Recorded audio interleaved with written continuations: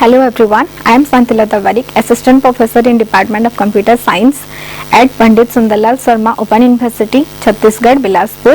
Today we will discuss about operating system. तो आइए आज हम लोग ऑपरेटिंग सिस्टम्स के कंटेंट के बारे में देखते हैं। पहले हम लोग इंट्रोडक्शन टू ऑपरेटिंग सिस्टम पढ़ेंगे, उसके बाद उसका इवोल्यूशन कैसे होता है, उसका पर्पस क्या है, इंटरफेसिंग क्या है, ये सब के बारे में हम लोग आज पढ़ेंगे।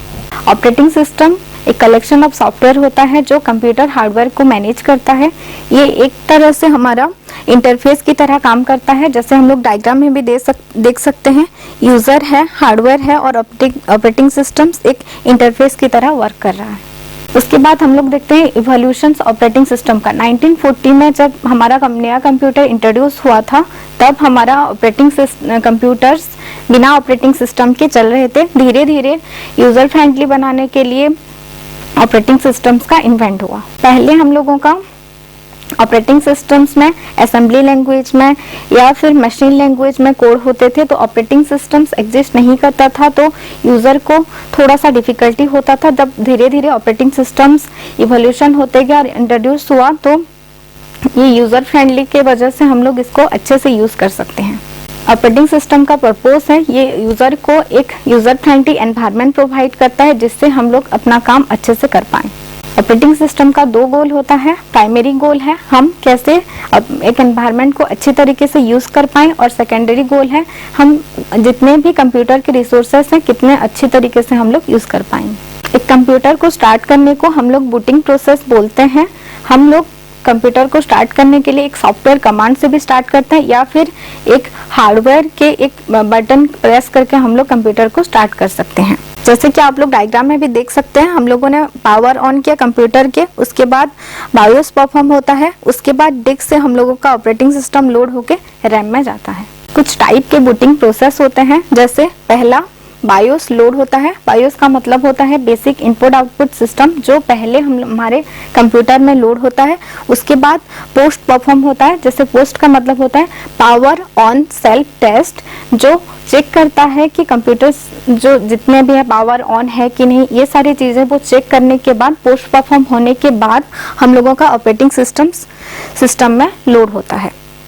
उसके बाद सिस्टम कॉन्फ़िगरेशन अकम्प्लिश्ड होता है, उसके बाद सिस्टम यूटिलिटीज लोड होते हैं, और फाइनल में यूजर का ऑथेंटिकेशन होता है, जैसे हम लोग अपना यूजर आईडी और पासवर्ड देके कंप्यूटर में फाइनली लॉगिन करते हैं। कंप्यूटर को स्टार्ट करने के लिए तो हम लोग उसको बूटिंग प्रोसेस बोलते हैं। अगर कंप्यूटर बंद हो गया है तो उसको फिर से रीस्टार्ट करने को हम लोग रीबूटिंग बोलते हैं। तो ये दो टाइप के होते हैं, एक होता है हार्ड रीबूटिंग और एक होता है सॉफ्ट रीबूटिंग। हार्ड रीबूटिंग तब होता है जब हम कंप्यूटर को पावर ऑफ रहता है, मान लो हम काम कर रहे हैं और कुछ पावर ऑफ हो गया, और उसके बाद हम अगर कंप्यूटर को स्टार्ट कर रहे हैं तो हम उसको हार्ड रीबूटिंग बोलते हैं।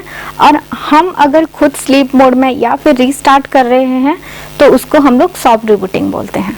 ऑपरेटिंग सिस्टम बहुत सारी चीज़ों को मैनेज करता है कंप्यूटर का, तो उसका पहला है ये प्रोसेस मैनेजमेंट करता है। प्रोसेस मैनेजमेंट हम किसको बोलते हैं? अगर कोई भी प्रोग्राम सीपीयू में रन हो रहा है, उसका काम कर रहा है, तो हम उसको प्रोसेस बोलते हैं। तो जितने सारे प्रोसेस कंप्यूटर में होते हैं उस सारे प्रोसेस को ऑपरेटिंग सिस्टम मैनेज करता है। कोई भी प्रोसेस को काम करने के लिए अपना एक रिसोर्सेस की जरूरत पड़ती है, और उसी रिसोर्स को ऑपरेटिंग सिस्टम प्रोवाइड करता है। एक टाइम में एक सीपीयू में बहुत सारे प्रोसेसर्स रन होते हैं, और उन सबको अपना अपना कंप्यूटर का रिसोर्सेस चाहिए होता है, और किसको कितना रिसोर्सेस प्रोवाइड करना है, किसको पहले देना है, किसको बाद में देना है, ये सारी चीजें ऑपरेटिंग सिस्टम्स परफॉर्म करता है। जैसे एक एग्जांपल की तरह हम लोग ले सकते हैं, हम लोग फ़ोन चला रहे हैं, फ़ोन में हम लोग म्यूजिक सुन रहे हैं, म्यूजिक सुन के हम कुछ पीपीटी बना सकते हैं, रीड कर सकते हैं। तो ये मल्टीटास्किंग जो चीज़ें होते हैं, ये सारे ऑपरेटिंग सिस्टम्स डिफरेंट जैसे म्यूजिक का एक प्रोसेस हो गया, पीपीटी का एक प्रोसेस हो गया, या फिर आप कुछ यूट्यूब ओपन किए, व्हाट्सएप ओपन किए, बहुत सारी चीज़ें जो जितने काम होते हैं सारे एक प्रोसेस होता है। तो ये सारी चीज़ों को ऑपरेटिंग सिस्टम्स मैनेज करता है। प्रोसेस मैनेजमेंट के साथ साथ ऑपरेटिंग सिस्टम्स मेमोरी मैनेजमेंट भी करता है। जैसे हम लोग बहुत सारे मेमोरीज होते हैं, random access memory, read only memory, या फिर कुछ सेकेंडरी स्टोरेज डिवाइसेस होते हैं। ये सारी चीज़ों को ऑपरेटिंग सिस्टम्स मैनेज करता है। ये कैसे स्टोर होकर रहते हैं, किस हिसाब से स्टोर होकर रहेंगे, कहाँ पे स्टोर होकर रहेंगे, ये सारी चीजें ऑपरेटिंग सिस्टम मैनेज करता है। ऑपरेटिंग सिस्टम में कुछ टाइप के मेमोरी होते हैं, जैसे रजिस्टर मेमोरी हो गया, कैश मेमोरी हो गया, मैन मेमोरी हो गया, मैग्नेटिक डिस्क हो गया, मैग्नेटिक टैप्स हो गए। जैसे register memory, cache memory, man memory को हम लोग प्राइमरी मेमोरी बोलते हैं, और जो मैग्नेटिक डिस्क, मैग्नेटिक टेप्स हो गए, इनको हम लोग सेकेंडरी मेमोरी बोलते हैं। तो रजिस्टर मेमोरी जो सीपीयू यूज करता है अपने लिए, उसको हम लोग रजिस्टर मेमोरी बोलते हैं, और जो मेन मेमोरी या प्राइमरी मेमोरी, कैश मेमोरी हो गए, इनको हम लोग प्राइमरी मेमोरी बोलते हैं, क्योंकि इसको सीपीयू डायरेक्टली एक्सेस कर सकता है। जैसे कुछ सेकेंडरी डिवाइस हो गए, पेन ड्राइव हो गया, सीडी हो गया, डीवीडी हो गया, ड्राइव हो गया, मैग्नेटिक डिस्क हो गया, ये सारी चीज़ों को सीपीयू डायरेक्टली एक्सेस नहीं कर पाता है, ये पहले मैन मेमोरी में जाते हैं और मैन मेमोरी में सीपीयू उसको एक्सेस करता है, इसलिए हम लोग उनको सेकेंडरी मेमोरी बोलते हैं। तो यहाँ पे लिखा हुआ है increasing order of access time ratio.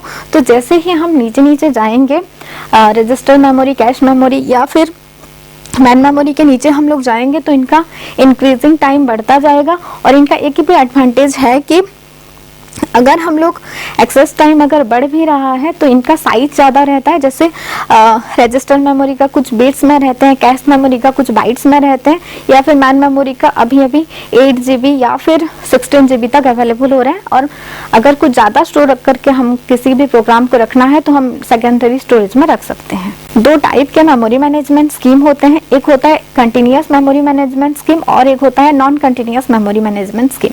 Continuous memory management scheme में हम लोग सारे डेटा को एक के बाद एक रख सकते हैं, और नॉन कंटिन्यूअस मेमोरी स्कीम में कहीं पे भी हम लोग डेटा को स्टोर करके रख सकते हैं। जैसे हम कंप्यूटर में बहुत सारे डिवाइसेस लगे होते हैं, कीबोर्ड हो गया, माउस हो गया, प्रिंटर हो गया, स्कैनर हो गया या फिर मॉनिटर हो गया, बहुत सारी चीजें कंप्यूटर्स में यूज होते हैं जिनको हम लोग इनपुट आउटपुट डिवाइस बोलते हैं। तो मेमोरी मैनेजमेंट, प्रोसेस मैनेजमेंट के साथ साथ ऑपरेटिंग सिस्टम डिवाइसेस को भी मैनेज करता है जो कंप्यूटर्स में कनेक्टेड होकर रहते हैं। सारे इनपुट आउटपुट डिवाइसेस को कुछ ना कुछ मेमोरी का रिसोर्सेस चाहिए, कंप्यूटर के रिसोर्सेस चाहिए होते हैं।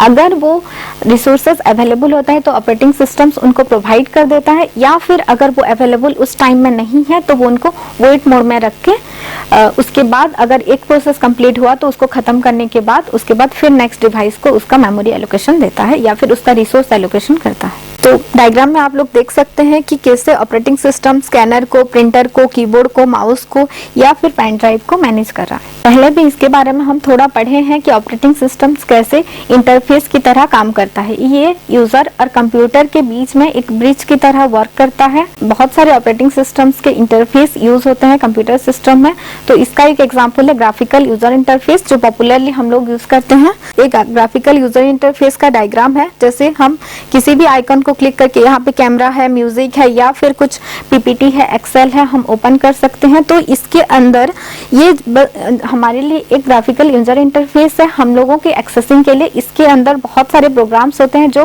कंप्यूटर सिस्टम्स के अंदर वर्क करते हैं, जो ऑपरेटिंग सिस्टम मैनेज करता है।